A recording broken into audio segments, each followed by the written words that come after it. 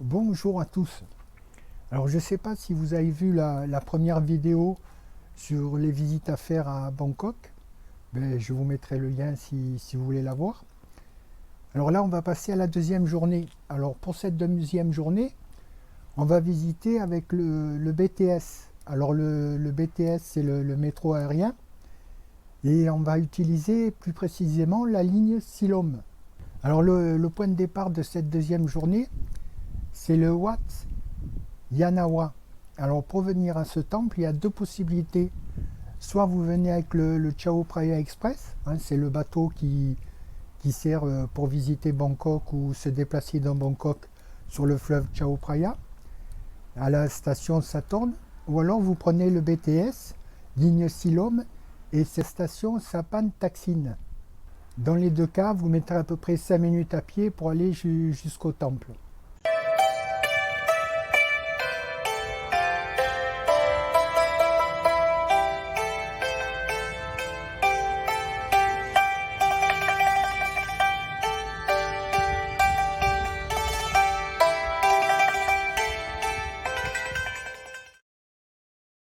Et si vous avez la chance d'être dans ce coin pendant des fêtes religieuses en Thaïlande, n'hésitez pas à venir dans ce temple. Il y a de jolies fêtes religieuses. D'ailleurs, je vais vous mettre un petit bout de vidéo pendant le Ultratong, justement à ce temple.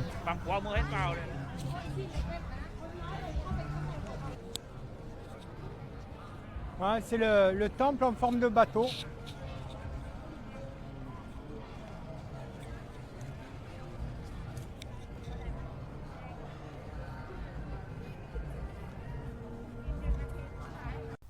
Il est ouvert tous les jours de 8h30 à 18h.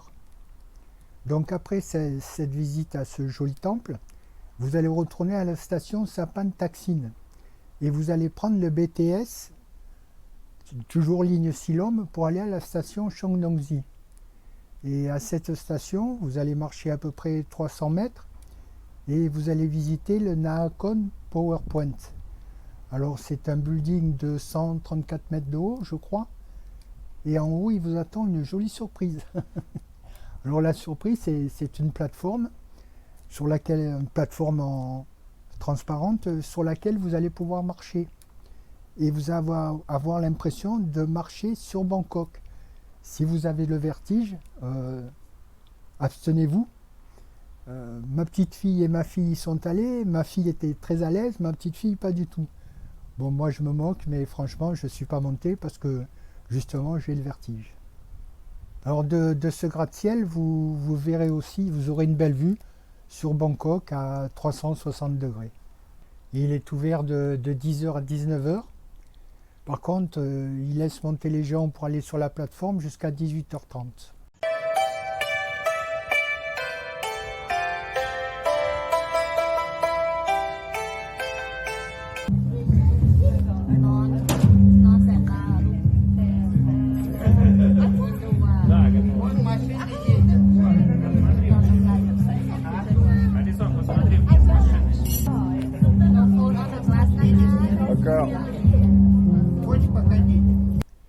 Alors en sortant de cette visite, vous retournez à la station du BTS et vous allez reprendre donc le BTS et aller en direction pour la station de Saladeng. Alors Saladeng, vous allez marcher à peu près 350 mètres et vous allez arriver au parc Lumpini. Alors c'est un parc où vous pourrez vous détendre, vous pourrez marcher, louer des vélos, vous y verrez aussi des varans. Alors les varans, il y en a des très très gros, ils sont généralement inoffensifs. Par contre, si vous leur courez après ou quoi que ce soit, ils risquent de vous mordre. Donc contentez-vous de les observer. Alors dans ce parc, le soir, il y a souvent si on peut appeler ça, des cours de gym tonic. Alors vous pouvez participer, bien sûr c'est gratuit, mais laissez donc un dips, ça fait plaisir.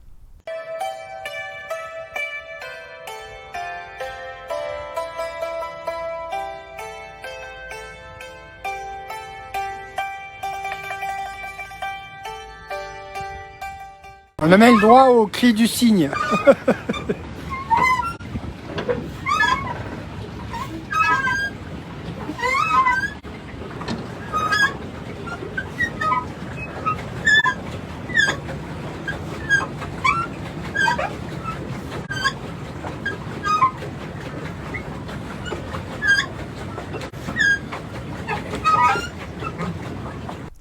Alors après cette visite, je vous conseille d'aller au sanctuaire d'Erawan. Je vous conseille plutôt de prendre soit le taxi, soit le tuk-tuk pour vous rendre à ce sanctuaire d'Erawan.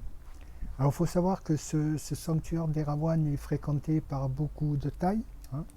Et puis si vous le souhaitez, pour 100 bahts, vous pourrez vous mettre à genoux devant les danseuses et elles danseront pour vous. Alors tout au long de la journée, beaucoup de Thaïs viennent faire des offrandes. C'est comme ça toute la journée.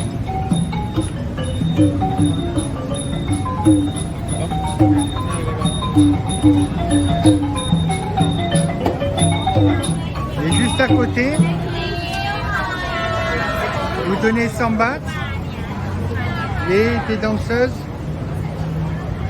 dansent pour vous. Vous allez voir, c'est assez sympa. Il y a les musiciens.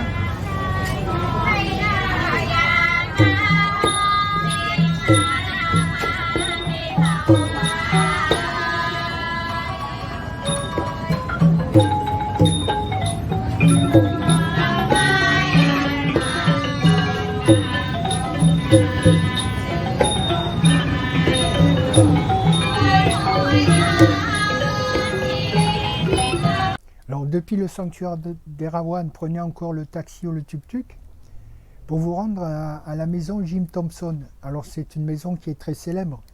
Déjà d'une part parce que c'est une maison typiquement thaï et d'autre part parce que cette personne collectionnait beaucoup d'objets.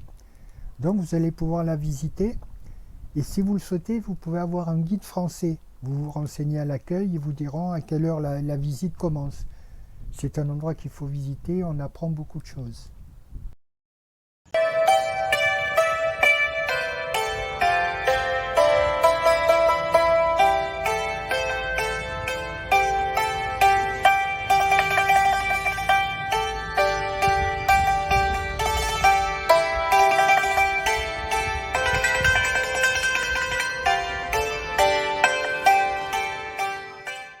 Alors dernière visite que je vous conseille pour cette journée, qui sera déjà assez bien chargée, c'est d'aller manger au récent marché de nuit Jod Affair.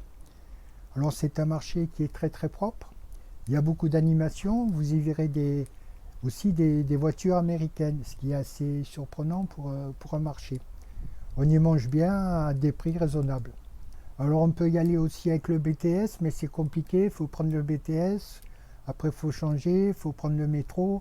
Je vous conseille plutôt de prendre soit le taxi, soit le tuk-tuk.